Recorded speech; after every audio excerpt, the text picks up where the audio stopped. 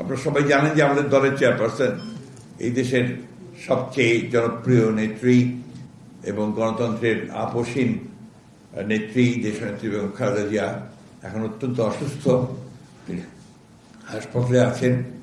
সারা দেশের মানুষ তার রোগ মুক্তির জন্য আল্লাহ তাআলার কাছে দোয়া চাইছেন। আমরা এই অনুষ্ঠান থেকেও আমরা তার জন্য দোয়া চাইছি, আল্লাহ তাআলা তাকে যেন অত্যন্ত দ্রুত সুস্থ করে দেন এবং আমাদের মাঝে এসে পৌঁছান এবং কাজ করার আমরা তার নেতৃত্বে কাজ করতে পারি।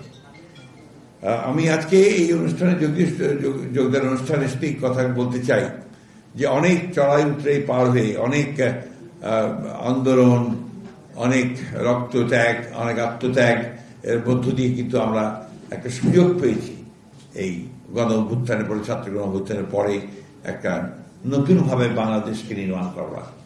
এবং আপনারা ইতিমধ্যে দেখেছেন যে বর্তমান যে অন্তর্বর্তীকালীন সরকার আছে ডক্টর মোহাম্মদ ইউনূসের নেতৃত্বে, সেই সরকারের অধীনে অনেকগুলো আপনার সংস্কার কমিশন তৈরি করে 6টা প্রায় করার মধ্য দিয়ে আমরা একটা সংস্কারের সনদ আমরা স্বাক্ষর করেছি।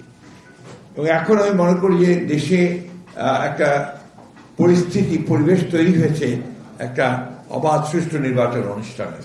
এবং আমি ধন্যবাদ জানাতে চাই যে এই অন্তর্বর্তীকালীন সরকার প্রধান আমাদের ডক্টর ইউনূস, তিনি ইতিমধ্যে 2026-এর ফেব্রুয়ারি মাসে নির্বাচন অনুষ্ঠানের ঘোষণা দিয়েছেন এবং সেইভাবেই আপনার প্রস্তুতি চলছে।